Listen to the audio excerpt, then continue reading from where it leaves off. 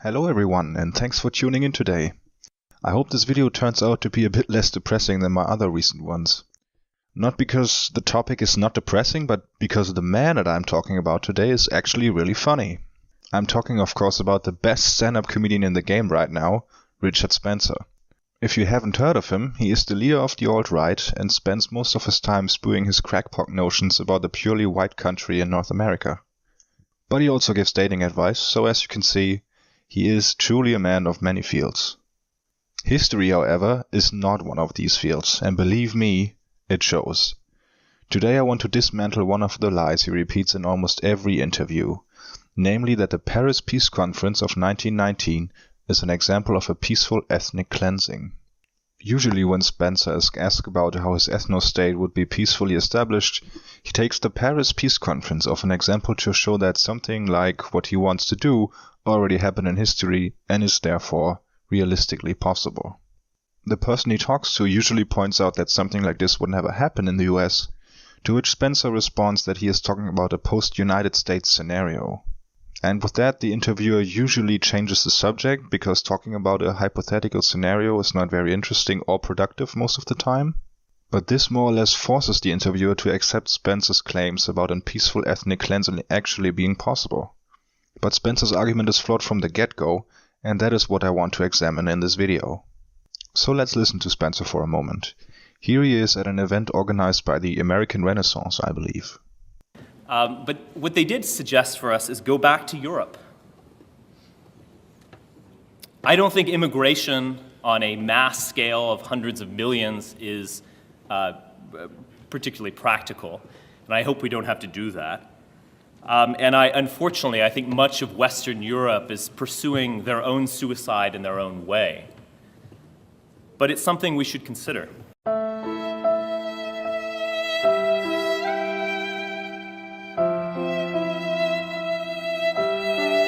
Sorry everyone, this had nothing to do with today's topic, but I just had to cram it in here somehow.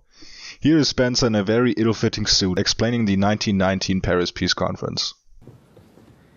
In 1919, following the Great War and the collapse of multi-ethnic empires, the world statesmen met in Paris to, for lack of a better term, redraw the map.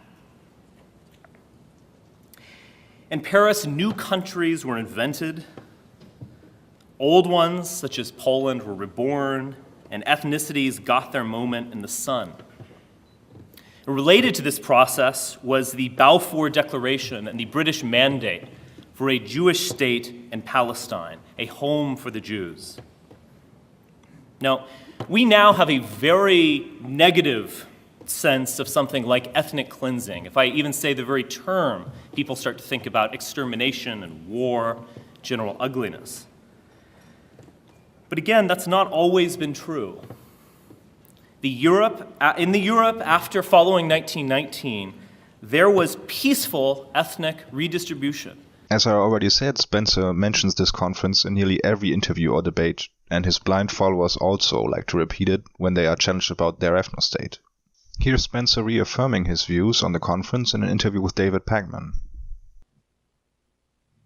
I would support peaceful, you could say, ethnic redistribution, such as what was done in the Paris Peace Conference in 1919.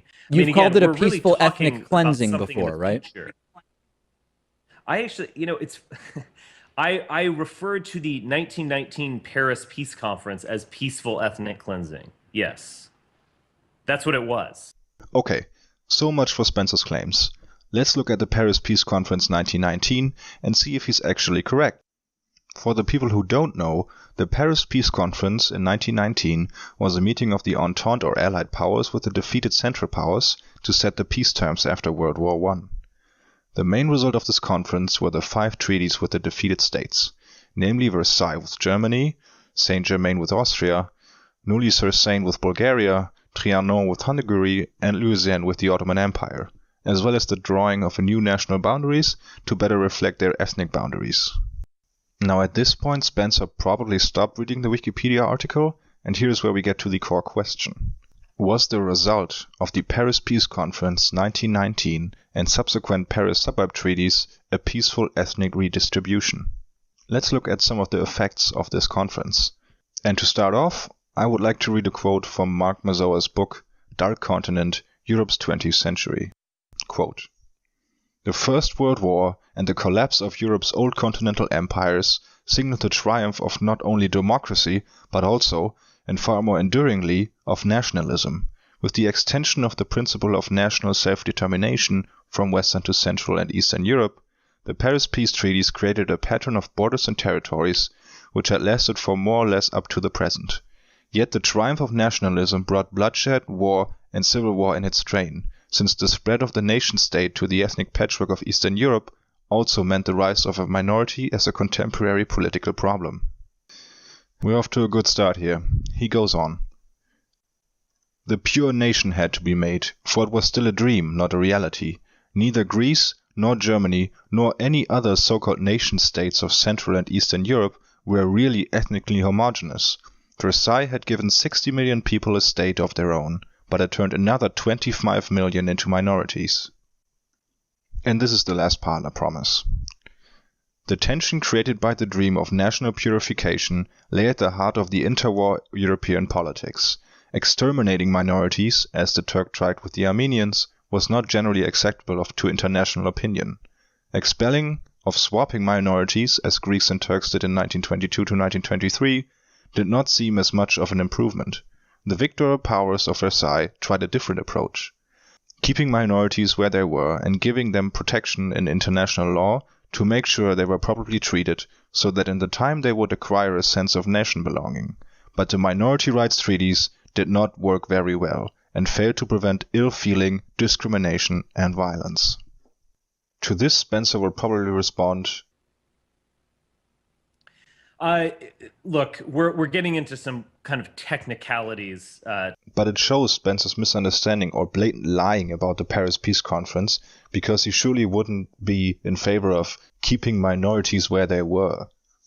The Paris Peace Conference and the subsequent treaties specifically tried to prevent something like an ethnic cleansing from happening, which worked in some cases but didn't work in others. If you look at the parts of Germany which still had ethnic Poles in them, like Upper Silesia, there were several uprisings leading to extreme violence between Germans and Poles. In mid-August 1919, German border guards killed 10 Silesian civilians in a labor strike. The massacre sparked protests from the Silesian Polish miners, including a general strike of about 140,000 workers. The miners demanded the local government and the police to become ethnically mixed to include both Germans and Poles, but violence shortly erupted after. The reaction to this by the German Provisional Army was a brutal beatdown of the workers, which climaxed in 2,500 Poles being either hanged or executed by a firing squad, and about 9,000 ethnic Poles sought refuge in the Second Polish Republic, taking along their family members. Very peaceful so far. And this wasn't even the only violent crash in the area. After the one I just explained, there were more uprisings, with the last one costing the most lives. Even after this particular dispute was settled, the ripple effects could be seen in the entire surrounding area, like the Danzig corridor. Because many Germans feared violence from the local Polish population, they fled the area before it even became part of the Second Polish Republic. And it's not like their fears were unjustified. Complaints from the German state to the League of Nations show that from 1919 to 1923, at least 1,500 Germans were killed as a result of anti-German violence.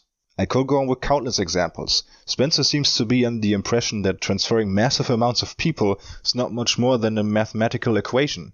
Real life doesn't work that way.